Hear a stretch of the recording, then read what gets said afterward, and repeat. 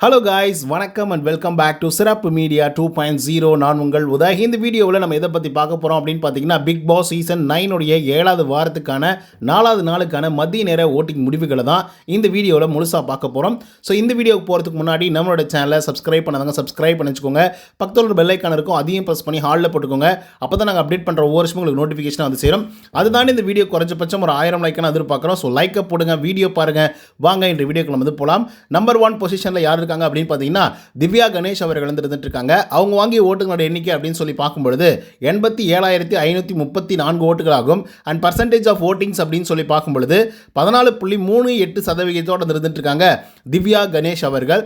இவங்களுடைய ஆட்டம் இப்போ தான் வந்து ஆரம்பிக்கப்பட்டிருக்கு அப்படின்னு வந்து சொல்லலாம். ஏன்னா இவங்கெல்லாம் கிச்சன் டீமில், அதாவது சாம்பார் ஸ்குவாடில் வந்து இருக்காங்க இல்லையா. இத்தனை நாட்கள் எங்களை வெறுப்பேற்றுனீங்களடா, நான் வெறுப்பேற்றுறேன் பாடுறா அப்படின்னு சொல்லி செம்மையாக ஒன்று பண்ணிட்டு இருக்காங்க. பூண்டு தோலை, வெங்காயத்தோல் எல்லாம் வந்து பார்த்திங்க அப்படின்னா க்ளீன் பண்ண இடத்துல திரும்ப திரும்ப வந்து போட்டுட்ருக்காங்க. ஸோ அதனால் மற்ற 2 டீமும் வந்து பார்த்திங்கன்னா பயங்கர காண்டாகிட்டு இருக்காங்க. ஸோ இதனால் மிகப்பெரிய அளவில் பிரச்சனை வெடிக்கும் அப்படின்னு சொல்லி எதிர்பார்க்கப்படுகிறது. 2வது பொசிஷனில் விஜய் பார்வதி அவர்கள் இருந்திருக்காங்க. அவங்க வாங்கிய ஓட்டுகளோட எண்ணிக்கை அப்படின்னு சொல்லி பார்க்கும்பொழுது 80,049 ஓட்டுகளாகும். அண்ட் பர்சன்டேஜ் ஆஃப் ஓட்டிங்ஸ் அப்படின்னு சொல்லி பார்க்கும்பொழுது 13.15% இருந்துட்டு இருக்காங்க விஜய் பார்வதி அவர்கள். ஸோ பார்வதி பொத்தி இருந்ததெல்லாம் போதும், இதுக்கப்புறம் எழுந்து கொத்த போகிறோம் பாடுறா அப்படின்னு சொல்லி பார்வதி அவர்கள் ஒரு சில வேலைகளை இன்னைக்கு வந்து பண்ணிட்டு இருக்காங்க. கண்டிப்பாக பாதி அளவு வந்து பார்த்தீங்கன்னா அவங்களுக்கு நெகட்டிவாக தான் போகும், அஃப்கோர்ஸ், ஓகேங்களா.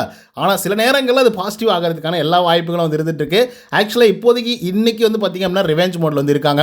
3வது பொசிஷனில் விக்ரம் அவர்கள் இருந்திருக்காங்க. அவங்க வாங்கிய ஓட்டுகளோட எண்ணிக்கை அப்படின்னு சொல்லி பார்க்கும்பொழுது 63,648 ஓட்டுகளாகும். அண்ட் பர்சன்டேஜ் ஆஃப் ஓட்டிங்ஸ் அப்படின்னு சொல்லி பார்க்கும்பொழுது 10.45% இருந்துட்டு இருக்காங்க விக்ரம் அவர்கள். ஸோ விக்ரம் அவர்கள்லாம் பாவம் மனுஷன் ஒரு மாதிரி காண்டாயிட்டு இருக்காரு இப்போ இன்னைக்கு, ஓகேங்களா. ஸ்பெஷலாக ஏன் அப்படின்னா இன்னைக்கு கெஸ்ட் வர போகிறாங்க வீட்டுக்குள்ளே. ஆனால் இவங்க வந்து குப்பையை வந்து நிரப்பிட்டு இருக்காங்க. ஒரு பக்கம் எல்லாரும் க்ளீன் பண்ணிடலாம் அப்படின்னு சொல்லிட்டு இருந்தாலும் இன்னொரு பக்கம் க்ளீன்லாம் பண்ண தேவையில்லை அப்படின்ற மாதிரி வந்து சொல்லிட்டு இருக்காங்க. ஸோ அதனால் சம்பவம் இருக்குது. 4வது பொசிஷனில் சபரிநாதன் அவர்கள் இருந்திருக்காங்க. அவங்க வாங்கிய ஓட்டுகளோட எண்ணிக்கை அப்படின்னு சொல்லி பார்க்கும்பொழுது 53,017 ஓட்டுகளாகும். அண்ட் பர்சன்டேஜ் ஆஃப் ஓட்டிங்ஸ் அப்படின்னு சொல்லி பார்க்கும்பொழுது 8.71% இருந்துட்டு இருக்காங்க சபரிநாதன் அவர்கள். ஸோ சபரியை பொறுத்தவரையிலும் என்னடா ஆளாளுக்கு பர்ஃபார்மன்ஸ் வந்து பண்ணிட்டு இருக்கீங்க, நான் பண்ண பார்த்தியாடா பர்ஃபார்மன்ஸு, ஆனால் யாருமே அதை கண்டு கூட இல்லை, ஏடா இப்படிலாம் பண்ணிட்டு இருக்கீங்க அப்படின்னு கேள்வி கேட்குற மாதிரி தான் அவருடைய ரியாக்ஷன்ஸ் எல்லாமே வந்து இருந்துட்டு இருக்க தவிர பெருசாக எந்த பர்ஃபார்மன்ஸும் இந்த வீட்டுக்குள்ளே, அதுவும் இந்த வாரத்தில் எதுவுமே இல்லை. 5வது பொசிஷனில் கெமி அவர் இழந்திருக்காங்க. அவங்க வாங்கிய ஓட்டுகளோட எண்ணிக்கை அப்படின்னு சொல்லி பார்க்கும்பொழுது 41,505 ஓட்டுகளாகும். அண்ட் பர்சன்டேஜ் ஆஃப் ஓட்டிங்ஸ் அப்படின்னு சொல்லி பார்க்கும்பொழுது கிட்டத்தட்ட 6.82% இருந்துட்டு இருக்காங்க கெமி அவர்கள். ஸோ கெமி எப்பயுமே வந்து நாமினேஷனில் வராங்க அப்படின்னா சில பல கண்டென்ட்லாம் வந்து கொடுக்க ட்ரை பண்ணுவாங்க. ஆனால் இந்த வாரத்தில் செம்மையாக ஒர்க் அவுட் ஆயிருக்கு அப்படின்னு தான் வந்து சொல்லணும். ஏன்னா நல்ல வாக்குகளை வாங்கி நல்ல பொசிஷன்லேயும் வந்து இருந்துட்டு இருக்காங்க. நிறைய நேரங்களில் அழுதுருந்தாலும் அதுக்கான நல்ல ஒரு பலன் வந்து கிடைச்சிருக்கு அப்படின்னு வந்து சொல்லலாம் வாக்குகள் மூலமாக. 6வது பொசிஷனில் அரோரா சிங்க்லர். அவங்க வாங்கி ஓட்டுகளோட எண்ணிக்கை அப்படின்னு சொல்லி பார்க்கும்பொழுது 41,436 ஓட்டுகளாகும். அண்ட் பர்சன்டேஜ் ஆஃப் ஓட்டிங்ஸ் அப்படின்னு சொல்லி பார்க்கும்பொழுது 6.81% இருந்துட்டு இருக்காங்க அரோரா சிங்க்லர் அவர்கள். ஸோ அரோராவை பொறுத்தவரை நேற்றுக்கு ஆடின ஒரே ஆட்டம் தான் மொத்தமே வந்து பார்த்தீங்கன்னா பயங்கர வைரலாக வந்து போயிட்டு இருக்கு. ஸோ அதனால் வாக்குகளும் அவங்களுக்கு வந்து கூட ஆரம்பிச்சிருக்கு. இப்போ 6வது பொசிஷன்லேருந்து 5வது பொசிஷனுக்கு வந்து பார்த்தீங்க அப்படின்னா போகிறதுக்கான எல்லா வாய்ப்புகளும் இருக்குது. ஏன்னா கெமியை விட இவங்களுக்கு ஒரே ஒரு 100 வாக்குகள் மட்டும் தான் வித்தியாசத்தோடு வந்து இருந்துட்டு இருக்காங்க. ஸோ அதனால் எப்போ வேணாலும் அவங்க 6வது பொசிஷனுக்கு போகலாம், 5வது பொசிஷனுக்கு போகலாம். 7வது பொசிஷனில் கனி அவர்கள் இருந்துட்டு இருக்காங்க. அவங்க வாங்கிய ஓட்டுகளோட எண்ணிக்கை அப்படின்னு சொல்லி பார்க்கும்பொழுது 38,051 ஓட்டுகளாகும். அண்ட் பர்சன்டேஜ் ஆஃப் ஓட்டிங்ஸ் அப்படின்னு சொல்லி பார்க்கும்பொழுது 6.25% இருந்துட்டு இருக்காங்க கனி அவர்கள். ஸோ கனியை பொறுத்தவரையிலும் ஒரு நல்ல பிளேயர் தான். பட் காலையிலே வந்து பார்த்தீங்கன்னா சரியான சம்பவம்லாம் வந்து நடந்துட்டு இருக்கு. கனி அவர்கள் நேற்றுக்கு ஒரு பேச்சு, இன்னைக்கு ஒரு பேச்சு அப்படின்னு சொல்லி மாறியிருக்காங்க. இருந்தாலும் நீங்கள் இந்த மாதிரிலாம் பண்ணீங்க, அநியாயம் பண்ணுறீங்க அப்படின்னா கண்டிப்பாக என்னால் வந்து இருக்க முடியாது அப்படின்ற மாதிரி அவங்க ஒரு ஸ்டாண்ட் எடுத்து வேறு லெவலில் வந்து பார்த்திங்க அப்படின்னா ப்ளே பண்ணிட்டு இருக்காங்க. கண்டிப்பாக அது பாசிட்டிவ் ஆகிறதுக்கான வாய்ப்புகள் இருக்குது. 8வது பொசிஷனில் சாண்ட்ரா அவர்கள் இருந்திருக்காங்க. அவங்க வாங்கிய ஓட்டுகளோட எண்ணிக்கை அப்படின்னு சொல்லி பார்க்கும்பொழுது 37,419 ஓட்டுகளாகும். அண்ட் பர்சன்டேஜ் ஆஃப் ஓட்டிங்ஸ் அப்படின்னு சொல்லி பார்க்கும்பொழுது 6.15% இருந்துட்டு இருக்காங்க சாண்ட்ரா அவர்கள். ஸோ சாண்ட்ராவை பொறுத்தவரையிலும் சகுனி வேலையை பக்காவாக வந்து பார்த்துட்டு இருக்காங்க அப்படின்னு வந்து சொல்லலாம். ஏன்னா டீசெண்டாக நல்லபடியாக வந்து ஃபன்னாக போயிட்டு இருந்த டாஸ்க்கை எப்படியாச்சும் வேறு லெவலில் மாற்றணும் அப்படின்னு சொல்லி இப்போ வெறித்தனமாக மாற்றி விட்டுருக்காங்க. லைவில் இப்போ போயிட்டு இருக்கு, வேணா போய் பாருங்கள். 9வது பொசிஷனில் வியானா அவர்கள் இருந்திருக்காங்க. அவங்க வாங்கிய ஓட்டுகளோட எண்ணிக்கை அப்படின்னு சொல்லி பார்க்கும்பொழுது 35,660 ஓட்டுகளாகும். அண்ட் பர்சன்டேஜ் ஆஃப் ஓட்டிங்ஸ் அப்படின்னு சொல்லி பார்க்கும்பொழுது 5.86% இருந்துட்டு இருக்காங்க வியானா அவர்கள். ஸோ வியானா அவ்வளோதாங்க, அவங்க வந்து வேற ஒரு ட்ராக்ல வந்து போயிட்டாங்க. இதுக்கப்புறம் அவங்க கிட்ட இருந்து நல்ல கேம் பிளேவெல்லாம் எதிர்பார்க்க முடியாது.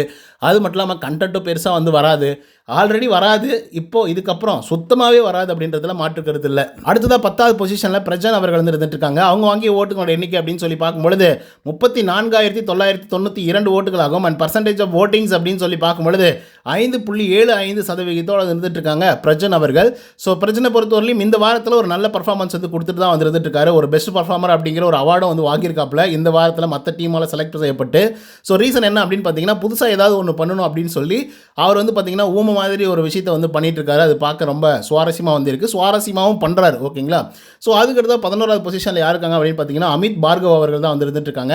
அவங்க வாங்கிய ஓட்டுகளோட எண்ணிக்கை அப்படின்னு சொல்லி பார்க்கும்பொழுது 33,254 ஓட்டுகளாகும். அண்ட் பர்சன்டேஜ் ஆஃப் ஓட்டிங்ஸ் அப்படின்னு சொல்லி பார்க்கும்பொழுது 5.46% இருந்துட்டு இருக்காங்க நம்மளுடைய அமித் பார்கவ் அவர்கள். ஸோ ஆக்சுவலாக அந்த வீட்டுக்குள்ளே இருக்கக்கூடிய ஒரே ஒரு டீசென்ட்டான ஒரு பர்சன் அப்படின்னா கண்டிப்பாக அமித் பார்கவை சொல்லியே தீரணும்.